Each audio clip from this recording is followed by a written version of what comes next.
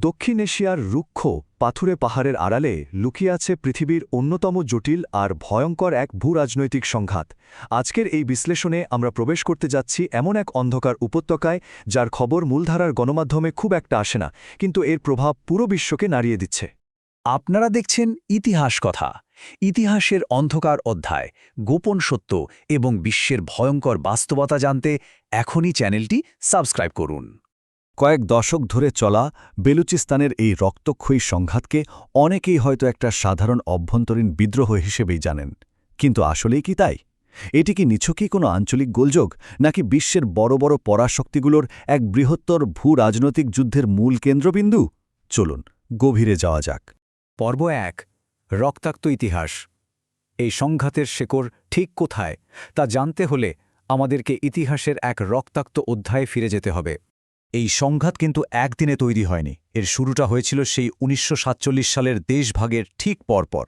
১৯৪৮ সালে কালাত প্রদেশ যখন পাকিস্তানের সাথে যুক্ত হয়, মূলত তখন থেকেই প্রথম বিদ্রোহের স্ফুলিঙ্গ জ্বলে ওঠে। এরপর ১৯৭৩ থেকে ১৯৭৭ সাল পর্যন্ত প্রাদেশিক সরকার বাতিলের জেরে শুরু হয় এক বিশাল গেরিলা যুদ্ধ। কিন্তু পরিস্থিতি সবচেয়ে ভয়ঙ্কর রূপ নেয় ২০০৬ সালে, যখন জাতীয়তাবাদী নেতা নবাব আকবর বুগতির মৃত্যু হয়। এই ঘটনা বিদ্রোহের আগুনে যেন নতুন করে ঘি ঢেলে দেয়। ২০১১ সালে বালুচিস্তান লিবারেশন আর্মি বা বিএলএ প্রথমবারের মতো আত্মঘাতী বোমা হামলা চালায়। আর ২০১৫ সালে যখন চীন পাকিস্তান ইকোনমিক করিডোর বা সিপেক আনুষ্ঠানিকভাবে শুরু হলো, তখন থেকে সংঘাতের লক্ষ্যবস্তুই পুরোপুরি বদলে যায়।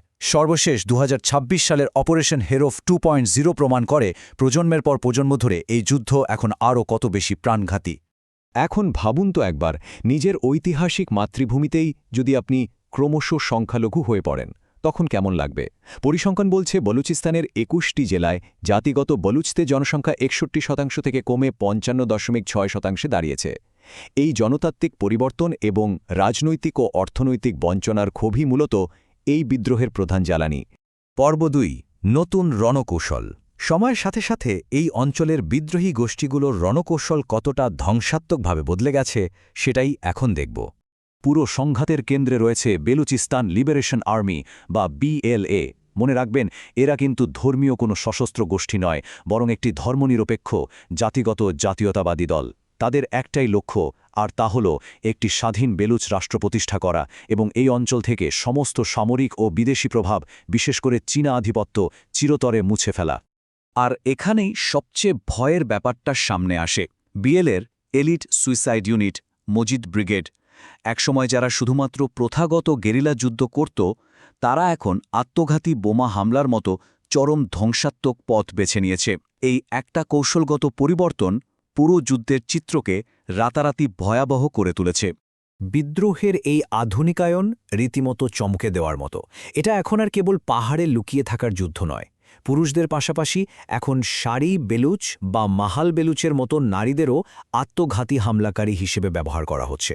২০২১ সালে কাবুলের পতনের পর কালোবাজার হয়ে তাদের হাতে চলে এসেছে M4, M16 রাইফেল এবং থার্মাল স্কোপের মতো অত্যাধুনিক মার্কিন অস্ত্র।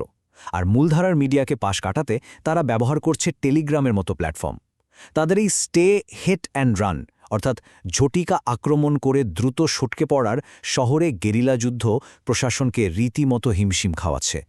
পর্ব ৩, ভূরাজনৈতিক কেন্দ্র। কিন্তু একটা প্রশ্ন জাগে, এই আঞ্চলিক সংঘাত কিভাবে বৈশ্বিক ভূরাজনীতির কেন্দ্র হয়ে উঠল? এর উত্তর লুকিয়ে আছে একটি বিশাল সংখ্যার পেছনে, $60 বিলিয়ন। হ্যাঁ, চীন পাকিস্তান অর্থনৈতিক করিডোর বা সিপেক নামের মেগা প্রজেক্টের মূল্য এটি।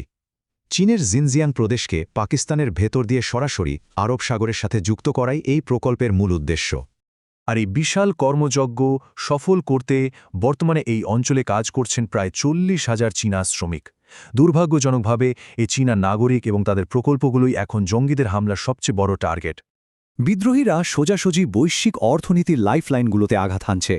গদর গভীর সমুদ্রবন্দর বা $7 বিলিয়ন রেকর্ড ডিক তামা ও সোনার খনি প্রকল্প, তাদের চোখে এ সবই হল বিদেশি শোষণ।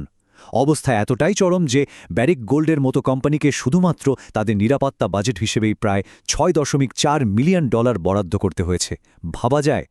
তবে এই সীমান্ত অঞ্চলটি বিভিন্ন সশস্ত্র গোষ্ঠীর এক জটিল আর ভয়ঙ্কর গোলকধাঁধা। একদিকে বিএলএ, যারা ধর্মনিরপেক্ষ এবং পাকিস্তান ও চীনা সম্পদকে টার্গেট করে স্বাধীন বেলুচ রাষ্ট্র চায়। অন্যদিকে রয়েছে জৈশ আল আদাল। এটি একটি সুন্নি জিহাদি গোষ্ঠী যারা ইরান পাকিস্তান সীমান্তে কাজ করে এবং ইরানের নিরাপত্তা বাহিনীকে টার্গেট করে। এই ভিন্ন আদর্শ আর লক্ষ্যের সংমিশ্রণ পুরো অঞ্চলটিকে আক্ষরিক অর্থেই এক বারুদের স্তূপে পরিণত করেছে।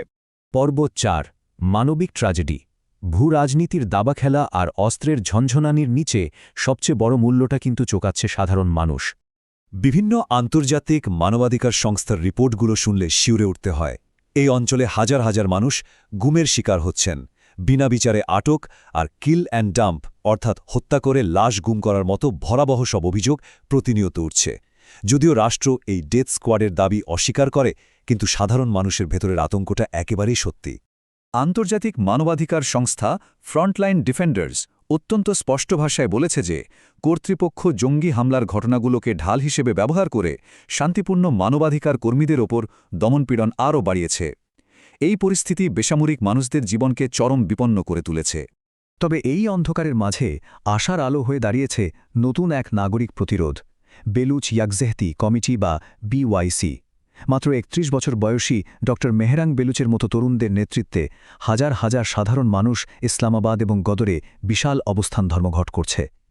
রাষ্ট্র হয়তো তাদেরকে বিদ্রোহীদের ছায়াসঙ্গী বলে অভিযোগ করছে, কিন্তু তাদের এই অহিংস আন্দোলন সাধারণ মানুষের মনে এক বিশাল জাগরণ তৈরি করেছে। এখন একটা খুব জরুরি প্রশ্ন আপনাদের কাছে।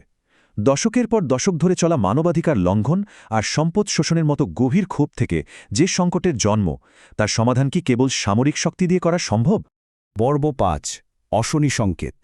যদি সামরিক শক্তি সমাধান না হয়, তবে এই অঞ্চলের ভবিষ্যৎ ঠিক কতটা অন্ধকার? সবচেয়ে বড় বিপাকে পড়েছে বোধহয় চীন। তারা এক অদ্ভুত উভয় সংকটে আটকে আছে। নিজেদের হাজার কোটি টাকার বিনিয়োগ বাঁচাতে যদি তারা নিরাপত্তা জোরদার করে, তবে স্থানীয়দের শোষণের ভয় আরও সত্যি বলে প্রমাণিত হবে। আর যদি কিছুই না করে, তবে তাদের স্বপ্নের বেল্ট অ্যান্ড রোড ইনিশিয়েটিভ তাসের ঘরের মতো ভেঙে পড়বে। ভবিষ্যতের হিসাব নিকাশ অত্যন্ত ভয়ঙ্কর। আত্মঘাতী হামলা আর রাষ্ট্রীয় ধরপাকড়ের এই অন্তহীন চক্র দিনে দিনে আরও ভয়ঙ্কর হবে। ইরান ও পাকিস্তানের সীমান্ত উত্তেজনা বাড়বে, আর সবচেয়ে বড় কথা, গুরুত্বপূর্ণ খনিজ সরবরাহ এবং সামুদ্রিক বাণিজ্য পথগুলো চরম হুমকির মুখে পড়বে। রাজনৈতিক অন্তর্ভুক্তি ছাড়া বেলুচিস্তান হয়তো খুব শীঘ্রই পুরো বিশ্ব অর্থনীতির জন্য সবচেয়ে বড় এক দায় হয়ে দাঁড়াবে। ইতিহাস কখনো শুধু অতীত নয়, ইতিহাস ভবিষ্যতের জন্য এক ভয়ঙ্কর সতর্কবার্তা। আপনি দেখছিলেন ইতিহাস কথা। এমন আরও বাস্তব, অজানা এবং চমকে দেওয়া ইতিহাস জানতে চ্যানেলটি সাবস্ক্রাইব করুন।